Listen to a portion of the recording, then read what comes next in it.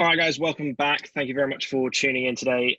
Today, I have someone very, very interesting, I would say, on the video with me. He's one of the main reasons I am where I am today. He pushed me in the right direction. He's perhaps one of the best, if not the best, deal sourcer currently in the UK. It's James Armstrong. Well, thank you so much for that incredibly generous introduction from yourself. I do feel no worries. Thank you. Right. So yeah, I just thought today we were we're planning on doing this in person, but obviously current situations have prevented that from happening.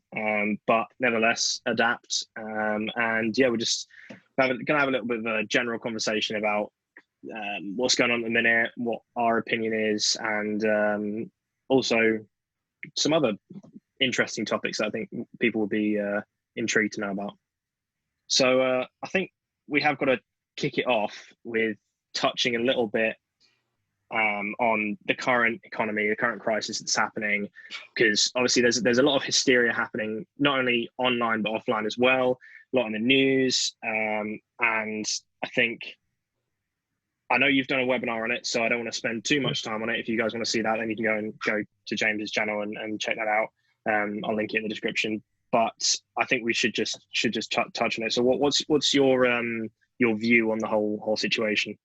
It's a really interesting time. I mean, you've used the word interesting a lot, and I do agree with you. It's never happened before in human history. I mean, the closest thing we have was something like the plague, but we didn't have the lockdown measures or the same level of financial infrastructure.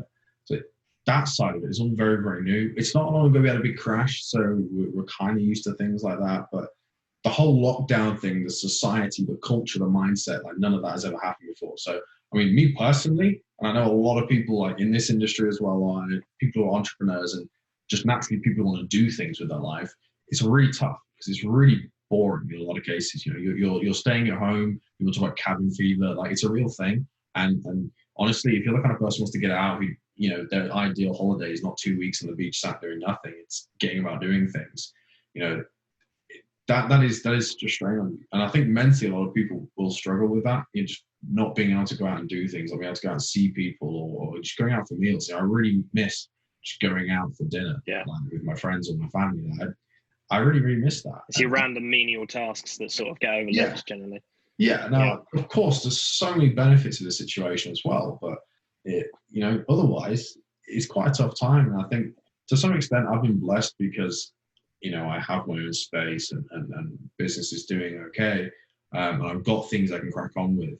But more than that, I've been blessed with time. And I think everyone's probably experiencing the same thing. You can get around the house and do things. But more than that, you can get around and educate yourself, and you can learn more things, and you can really begin to build yourself and invest in yourself, which normally isn't necessarily expensive because, it costs you 25K for this course or whatever. It's expensive because you haven't got the time to sit down and go through it properly the way that you really want to. It's more like you could at the start of your journey, like when we met. Both of us are spending an awful lot of time educating ourselves. So that's a really, really nice thing, and I have been blessed with that. But other than that, it's really boring. And economically speaking, nothing massive has changed yet. I think that's kind of the key point. Yet, there's going to be an insane knock-on effect to. But I think that's the insecurity that a lot of people are having, is the fact that they're scared that something is going to happen, but obviously nothing's actually happened yet. So there's a lot of speculation online, and everyone, bad news sells. So I feel like it's more of the fear of what's going to happen rather than what's actually going to happen that's scaring people. Yeah, I mean, so many people did okay in 2008. I mean, the vast majority of people you speak to, right, their friends might have lost jobs. They'll have seen the impact, but the vast majority of people won't have had that much problem from it.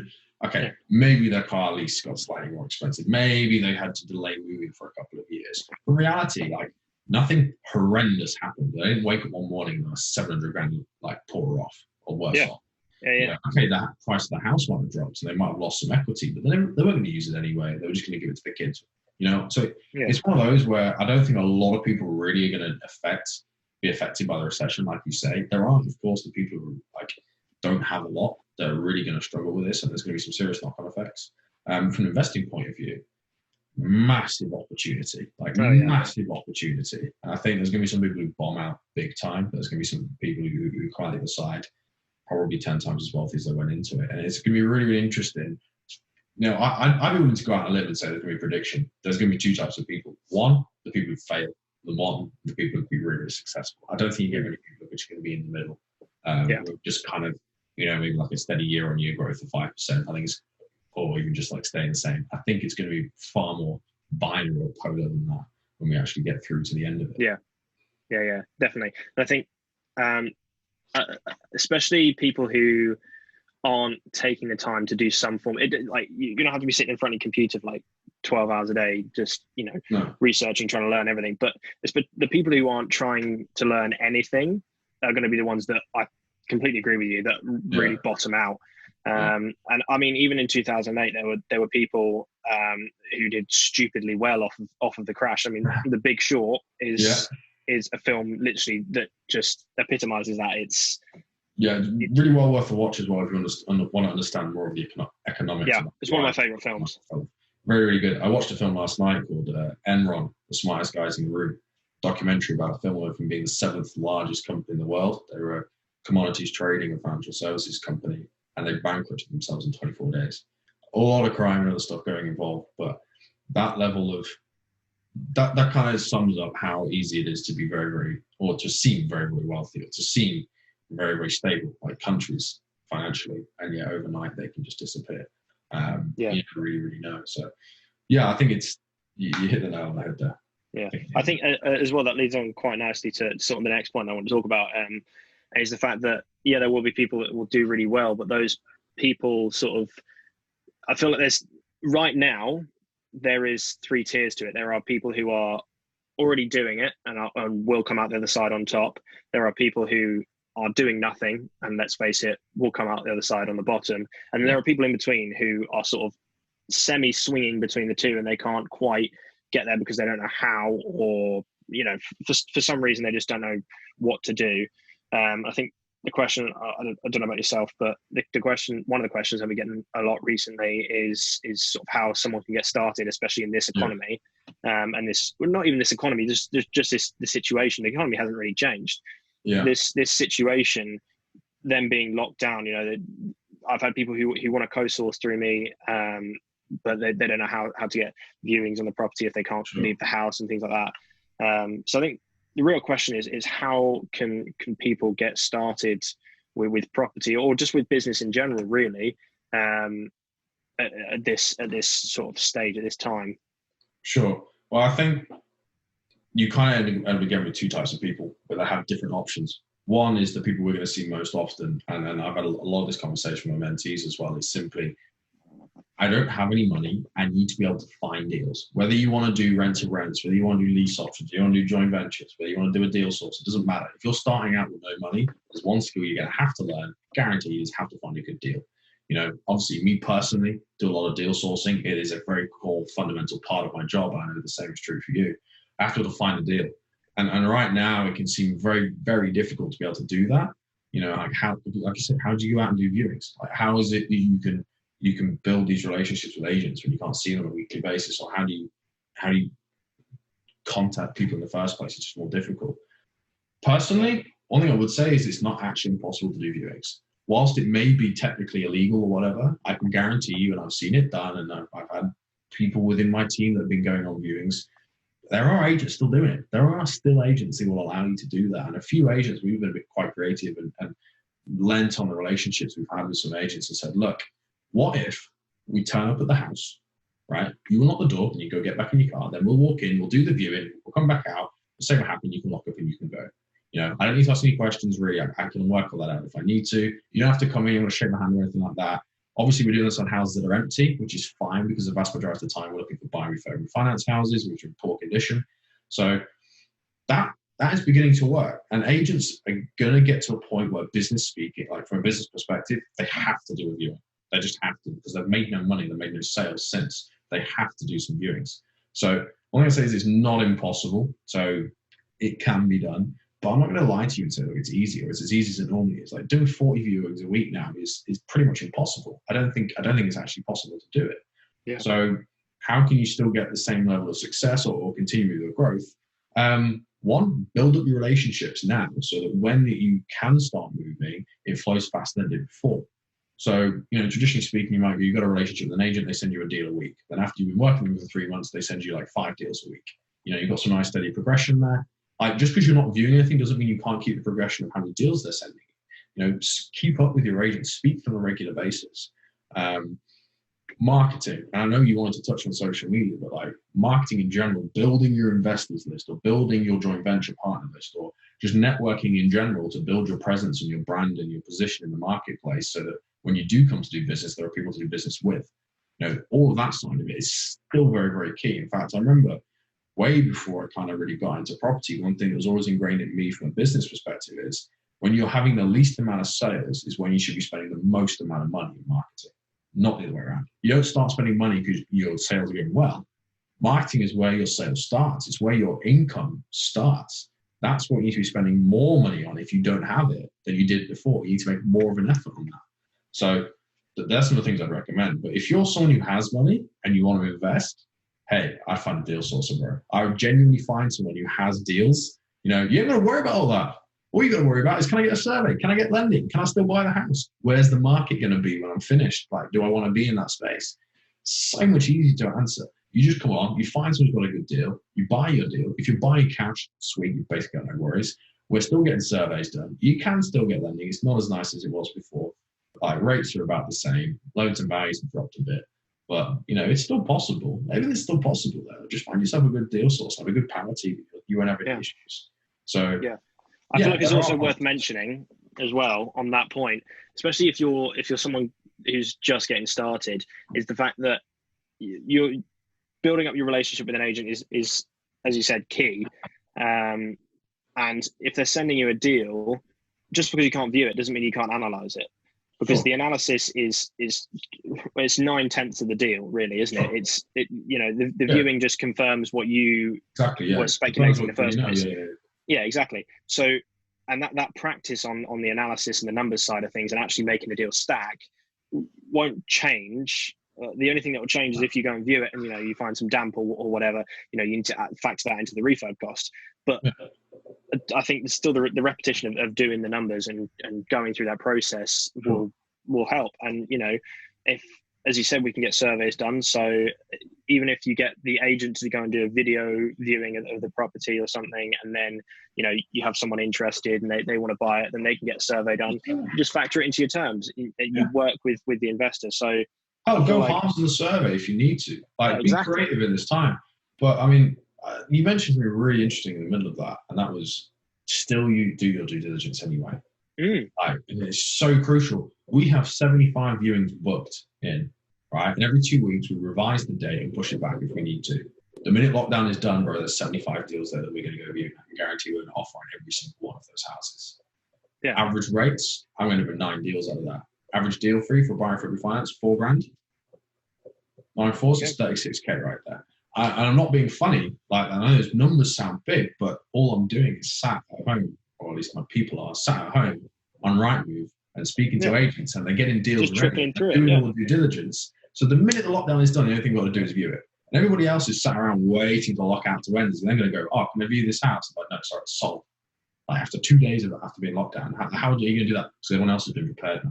Everybody else has already seen all the houses they want. Even residential buyers are probably doing this, going, oh, okay, let's line up a load that we like, a list of 20, then we'll go view them, we'll find the house we want to live in. I guarantee people are still doing that. If you're an investor or you're a deal sourcer or you're someone who needs a deal to do like a rent-to-rent deal or you want to do a joint venture or whatever, if you're not doing that, then you're probably going to end up with being one of the people who ends up the other side of the recession not making it.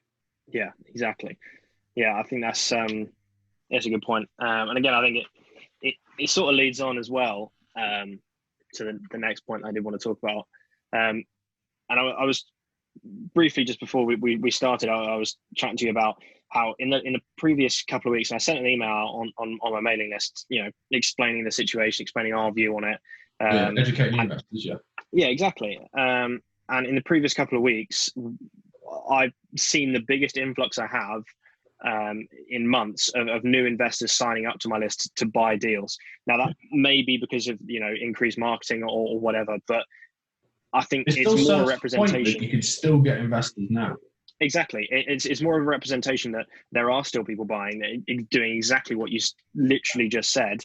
But I know for a fact that whilst there's some investors signing up, not all of them necessarily, have the guts to follow through with what they've signed up to. So, if they sign up to listen and they get a deal out, they might, because we can see who opens the emails, right? And I can see, if an investor's opened, the last 6 emails, it says, and they haven't bought anything, and I know what they're interested in and how much money they have to invest, that they're actually not really actually going to buy anything, and they're not going to invest, and they probably will be one of the people who bottoms out.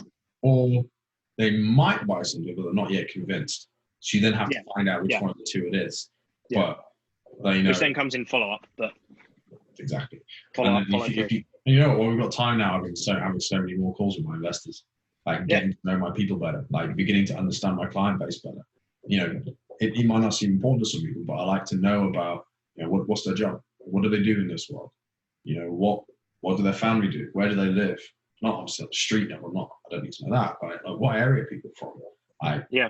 What kind of social mixtures are people mixing? Do they have kids and families? I want to know what my demographic is. I want to know who the people is I'm working with.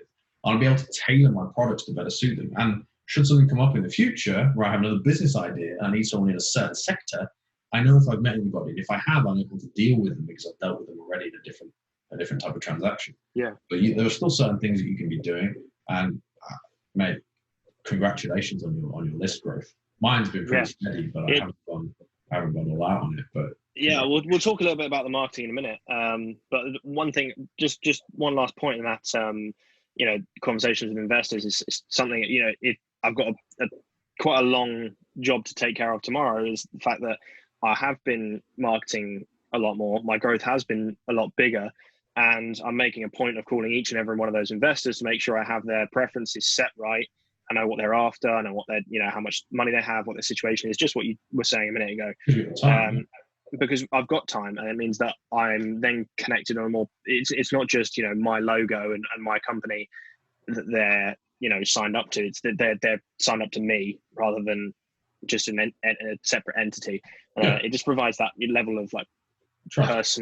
Personal, like trust. Yeah, that's what I was looking for. But yeah, I mean, other than obviously, you'll be working on your business just like I am at the minute. But I know that there's something else you might want to mention a little bit. Just what in general, other than what we've just discussed, sourcing and all of that good stuff, are you working on at the minute?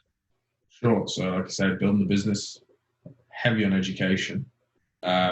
Some personal bits, like trying to be more active, trying to fit in some form of healthier diet or exercise routine. I'll be honest with you, I see less interest in it than I do in business. So it doesn't have the same level of attention from me. But trying to do that as well. I know a lot of people be in the same boat. The diet's going well, not the exercise. Walking has become boring to a point because I can't go anywhere. Walking is a form of transport. But more than that, I've been writing my book, man. I started writing my book maybe just before Christmas, I think, maybe sometime like that. I was going through, I'd written like a chapter or two. And I was like, I'll write my book over the course of whenever it happens to finish. And then obviously lockdown started. In the space of the first week, I'd written like an extra 3 chapters. I kind of just said to myself, let's get this thing done before lockdown's ended. So at the moment, I'm writing a book on me, I guess, how I got here today, what I've learned, some of the people I've met, some of the things I've done. Do you know what? I do hope it adds value to other people, but more than that, it's going to add value to me because later on down the line, I'm going to pick that up and read it, and I'll get an insight back to who I was when I was 22 writing this book. I have an insight back to who I was, and I can see some growth and I'll learn more lessons out of it. But again, trying to cram as much value in as I can, answer some of the questions that people are bringing up all the time. How do you deal with problems and how do you find deals and stuff like that? Just subtle things, they're really helpful for people. Work on the mindset of people who get into this space and how it differs from like a regular work job, what things you have to deal with. Trying to write that and give an interesting representation of the time as well. yeah, writing a book, man, is the main thing I'm trying to focus on. Yeah, sounds good. Don't have a release date for that yet, do you? You know what? I don't have a release date. I kind of want it to be done by June. Was my target. I haven't picked a date. I need to pick a date. It'll get me done before then. I'll put it on Amazon or whatever. They've got a really nice service. If you're looking to write your book, you write your book, you upload it to Amazon. You don't buy anything, you upload it, and they sell it for you. Every time someone buys a copy, they print it in the factory and post it. You never have to hold anything and cost you any money. They take some commission. I don't even know how much it is, but hey, I think it's about. It's not much. It's I think I did look it up. I think it's about £1.80 for the first 815 pages or whatever per book that they print. Well, in that case, it's gonna be like £2 a book tops. Yeah. If you sell it, exactly. And if you sell an ebook, it's less because obviously they haven't got to print anything. Exactly. Yeah, and it'll go on Kindle and stuff. I guess at some point I'll do like a podcast version, okay, or an audiobook. That'd be quite cool. Yeah, audiobook. Yeah. Audiobook's really, really good. So, I think it's... You write a book, Sam. You should write a book. I am writing a book. You are writing a book? Okay, so when's your deadline, sir? Well, I mean, I said I was going to get the first draft done within a month because obviously we're in lockdown. It's just been extended for 3 weeks. So I said I was going to get it done within a month. Hopefully I will, but there's a lot I want to put into it. So I'll get the majority done within a month. I know I will. A month from now, or when did you say this month started? No, a month from, hold on. The 18th of March? No, it was Monday. So 1, 2, 3, 11th of May. Okay, you got time. Yeah. But yeah, that comes again into, because obviously I thought you were on the webinar last night, but I've been obviously big into learning how, marketing strategies and things like that. And we were talking a little bit about social media and Instagram and things like that, and how people use it, and the appropriate way of using it.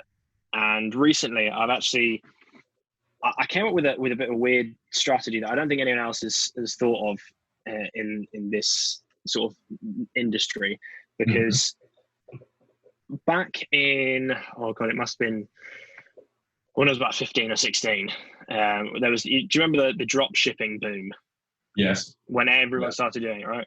So I never actually did it, but I was always interested in it.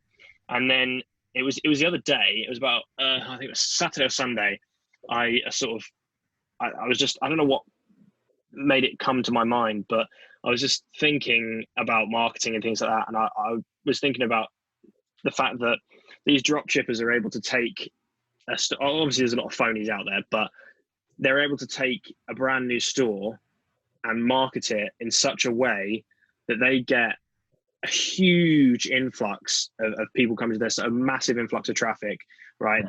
And then they get sales, obviously. So they must have A, good marketing techniques, and B, good lead generation, right, in order to push the people through.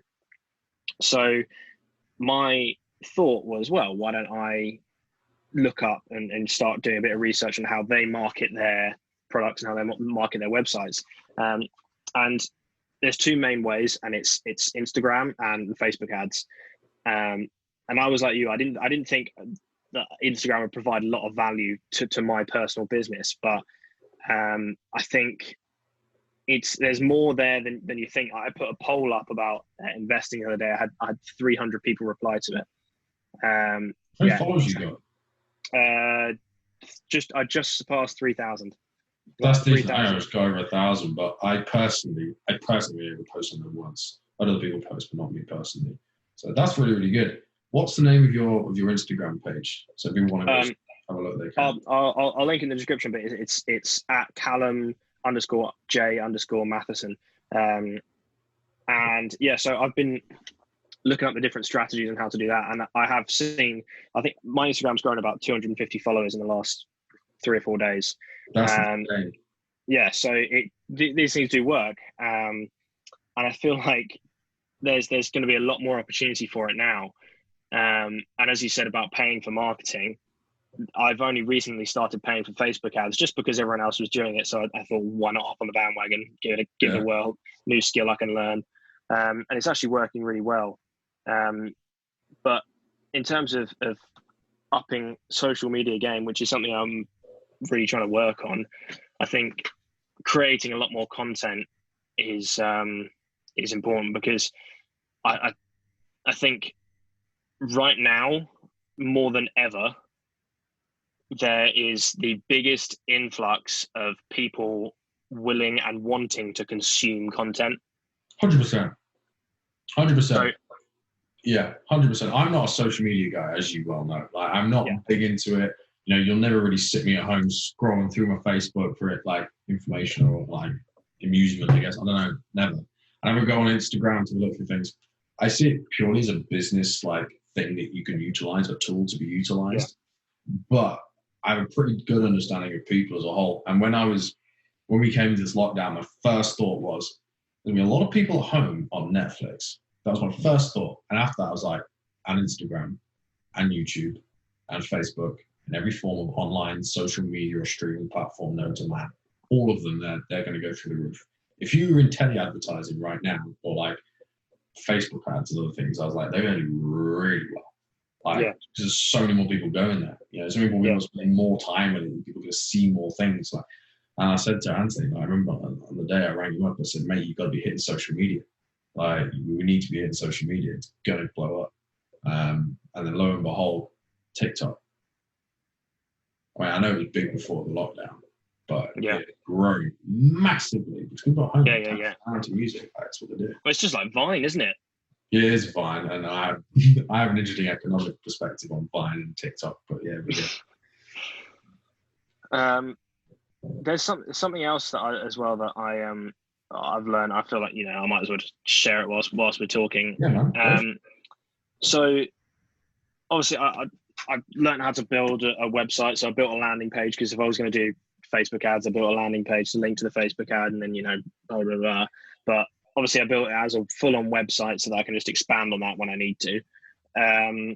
So what I actually was looking at is, well, these Shopify dropshippers, what they do is they install something called a Facebook pixel onto their website, which basically, I don't know if you know, I don't know if it, you know, for whoever doesn't know, it tracks everything that happens on your website, absolutely everything.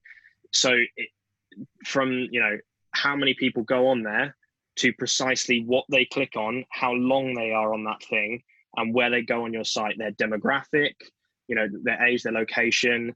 It tells you stupid amounts of data.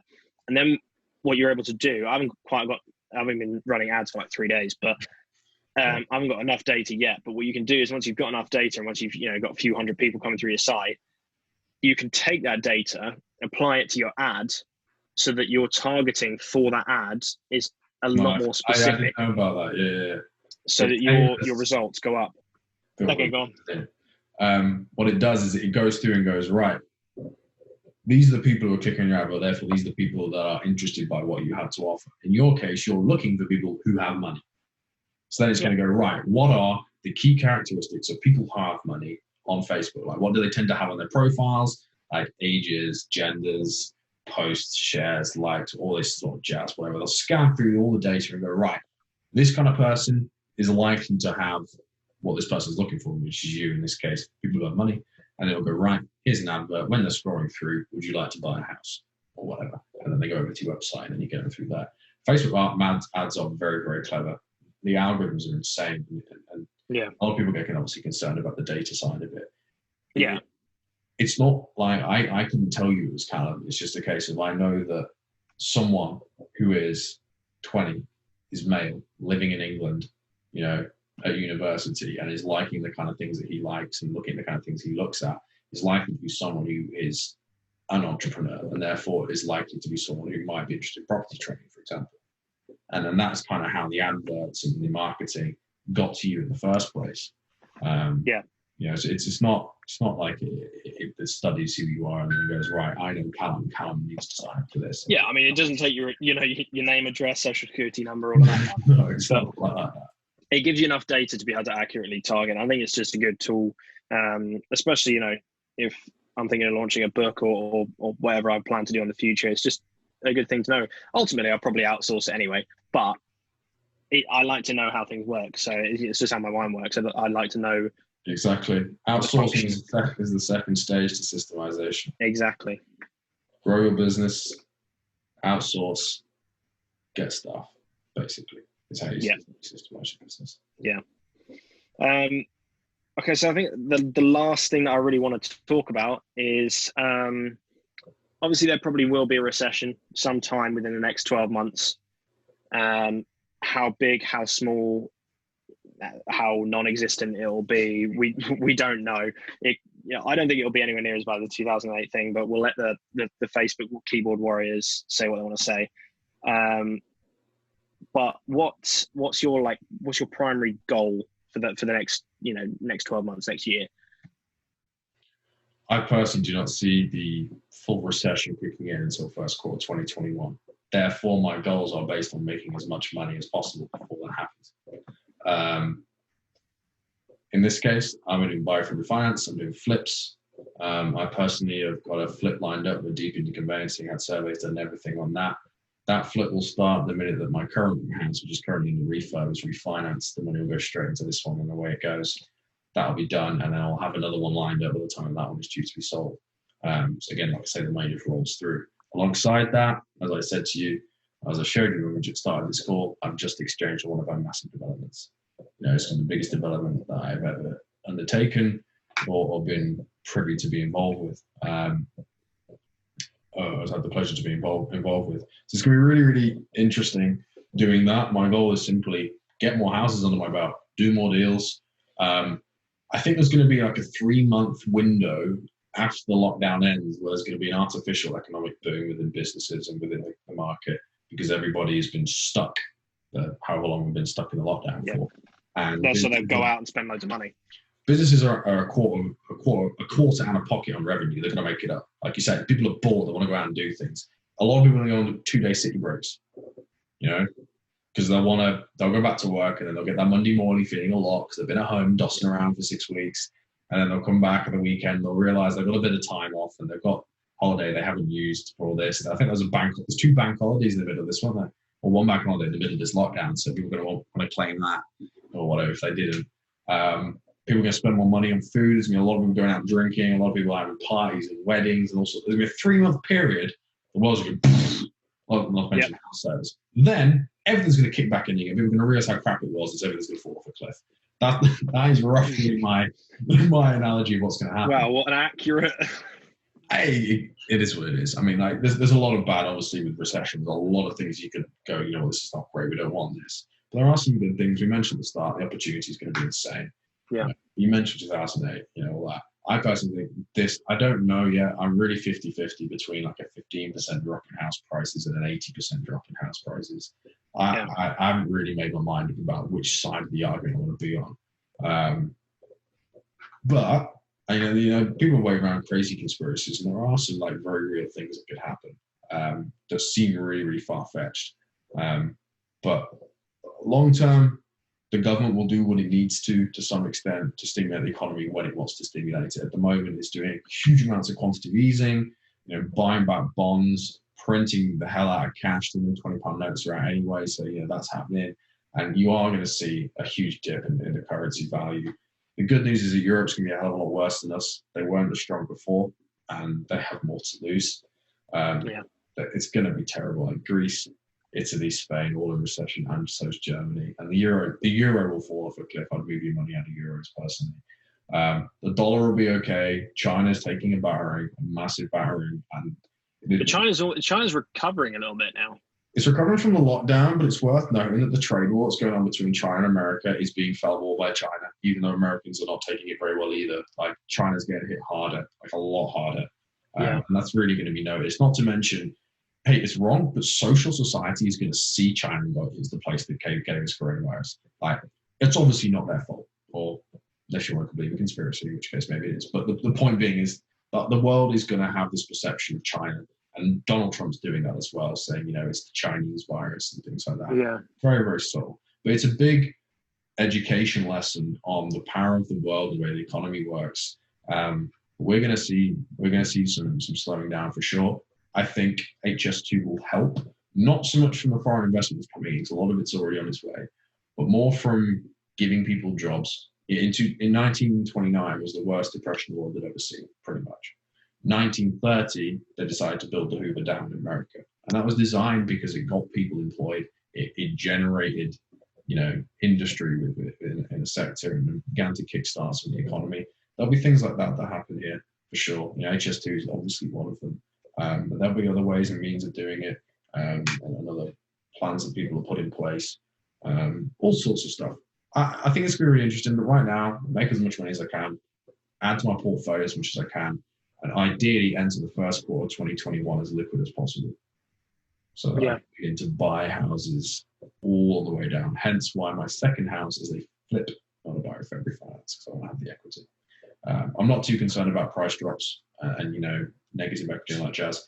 Anything I'm buying to rent out, I'm keeping forever. I've got no interest in selling ever. So the equity value to me is somewhat meaningless because it'll recover anyway. Eventually, yeah. And I'm 22. I've got at least 50, 60, 70 years of capital growth ahead of me. I'm not concerned about what's going to happen the next 2 years. Yeah, exactly. So, yeah. Well, I think that's pretty much it. I have no idea how long we've been talking for. Some time, yeah. I feel like we touched on that on quite a few different topics there without delving too. I didn't want to delve too deep into the whole coronavirus case right now because there's a lot of stuff online. If you want to have a look at or listen to a bit more in-depth opinion on what the economy is probably going to do, then go and check out the webinar on James's channel. I'll link it in the description. But yeah, other than that, thank you very much for coming along. Well, I say coming along. Thank you very much for joining. Thank you for having me, and thank you for sharing that insight on Instagram and Facebook ads. I think that was really valuable. I know there's some bits from that I'm going to take away, especially the Instagram side, and I look to implement as well. And mate, thank you so much. I'm really looking forward to reading your book. You too. I better get a signed copy. Okay. All right. Well, thank you very much for watching. And yeah, I hope you have a good day and you guys stay safe.